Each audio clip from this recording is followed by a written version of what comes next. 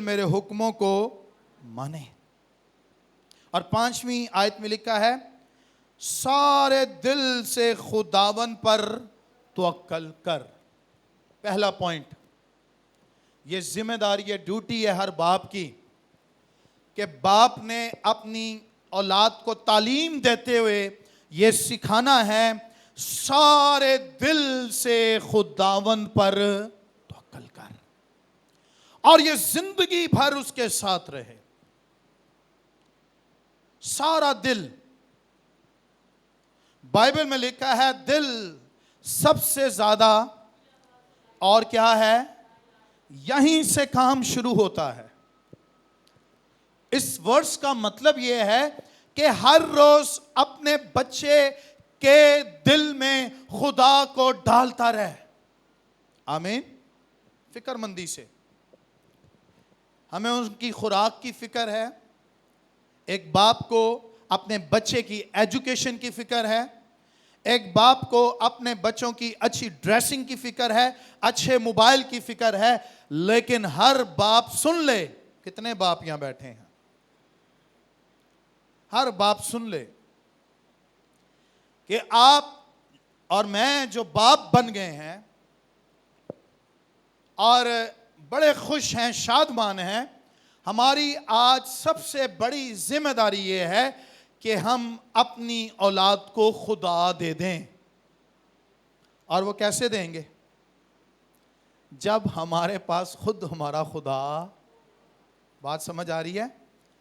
जब हम खुदा पर खुद तवक्कल करते होंगे पूरे दिल से, तो फिर हमारी औलाद को भी हम सिखा सकते हैं, उस खुदा पर यकीन रखो। जब तुम पैदा भी नहीं हुए थे, मैं तब से बचपन से पूरे दिल से खुदावन का तालिब रहा हूं, सारे दिल से खुदावन को तकता रहा हूं, और तू भी ऐसा करता रहे। लेकिन अगर बाप के हाथ में सिगरेट होगी, बाप के हाथ में शराब होगी, बाप के मुंह में नशा होगा, सो मेरे अजीजों सुने, कभी भी औलाद आपकी बात को सुनकर अमल में नहीं लेकर आएगी, क्योंकि उसको घर से कैरेक्टर ऐसा मिल रहा होगा।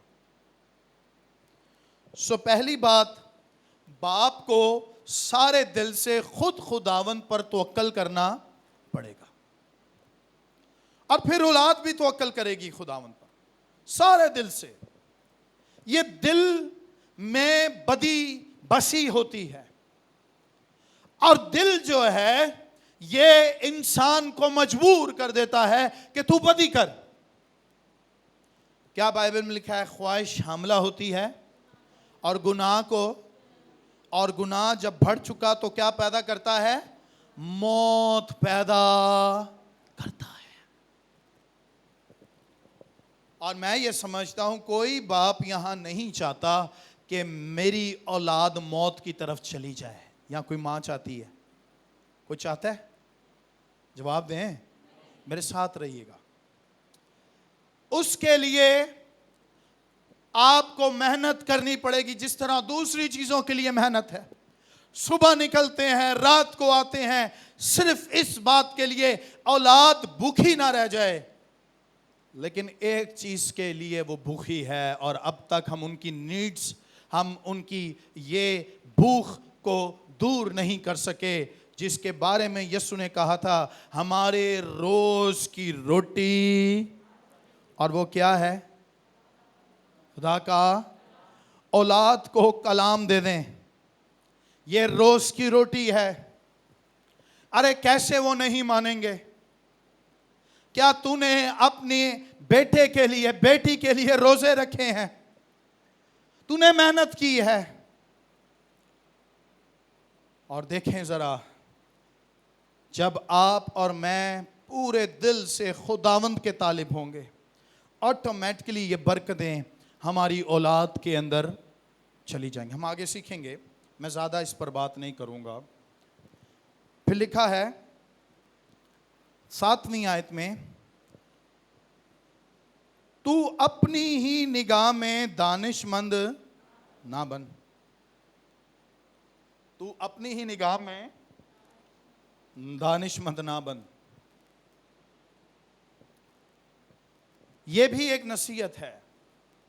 तू अपनी निगाह में होशियार ना बन, इसका मतलब यह है, सही कह रहा हूं, अपनी निगाह में होशियार बनने की जरूरत नहीं तुझे। यह नसीहत कर रहा है सुलेमान, जिसको खुदा मिला। किसका बेटा था सुलेमान? इसकी मां कौन थी? दाऊद की बड़ी बीवियां थी। हाँ, किसी ने सही जवाब दिया था वे। हाँ, बत्शबा इसकी माँ थी, और खुदावन ने इनको ब्लेस किया था। बाद में जब खुदावन ने सज़ा भी दी तो फिर खुदावन ने इनको ब्लेस भी किया, तो उससे सुलेमान पैदा हुआ, जिसको खुदावन ने बादशाह होने के लिए मुकर्रर किया था। तो इसके वसीला से खुदावन ने हैकल भी बनवाई थी, फर्स्ट टेंपल। तो जब पहली बार खुदावन सुलेमान से मिला तो खुदावन ने से सवाल किया कि तुझे क्या चाहिए, क्या तुझे चाहिए, मैं तुझे क्या दे सकता हूं? तो पता है इस बच्चे ने खुदावन से क्या मांगा? खुदावन मुझे हिकमत और धनाई बख्श। आमीन। मुझे क्या बख्श? हिकमत। और वो कुछ और भी मांग सकता था, लेकिन उसने कहा सबसे दुनिया की कीमती चीज हिकमत है, और खुदावन की दी हुई हिकमत फहम हासिल करने के करीब आ जाती है। हालेलुया। वो शख्स बरकत पा जाता है जिसको खुदा की तरफ से बरकत मिल जाती है। आई कांटेक्ट रखें। हिकमत, विजडम। और मेरी बात सुने, लिखा ना इधर, तू अपनी ही नजर में दानिशमंद ना बन। ये सेकंड पॉइंट है। जिसको खुदा की दी हुई हिकमत मिल जाती है वो अपनी नजर में दानिशमंद नहीं बनता, वो खुदा की हिकमत से चलता है। और अगर यहां कोई बाप बैठा है जिसने खुदा की तरफ से, खुदावन से कोई और चीज नहीं मांगी, सिर्फ हिकमत, खुदावन की दी हुई हिकमत मांगी है, तो खुदावंद आपको इस्तेमाल करता है। आपके घर में वो उस हिकमत को जो खुदावंद ने आपको दी है कि आप अपना पैसा किस तरह इस्तेमाल करें, ये खुदा की दी हुई हिकमत है। कुछ लोगों के पास बहुत पैसा है लेकिन हिकमत नहीं है कि किस तरह इस्तेमाल करें, बेवकूफ़ी से इस्तेमाल करते हैं, है ना। पैसा आ जाता है, पता भी है कि घर के रेंट देने हैं, बिजली के बिल देने हैं, ये वो, लेकिन सैलरी आई, एंज आई ते एंज गई, पता ही नहीं चलता। हिकमत नहीं है।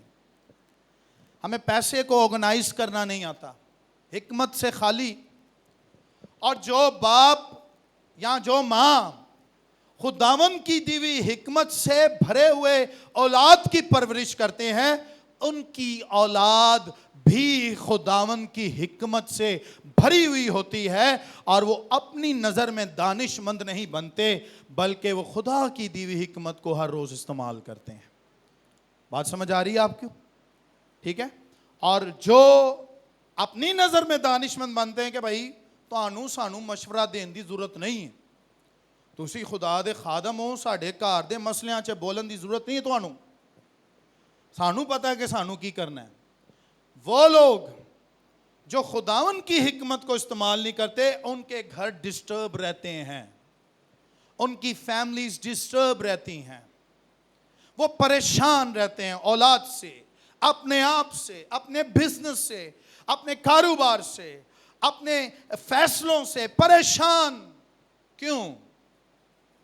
क्योंकि उन्होंने खुदावन से हिकमत नहीं मांगी कि हम घर के फैसले, हम इस औलाद को जो खुदावन ने तूने दी है, मैं किस तरह इसको पालूं।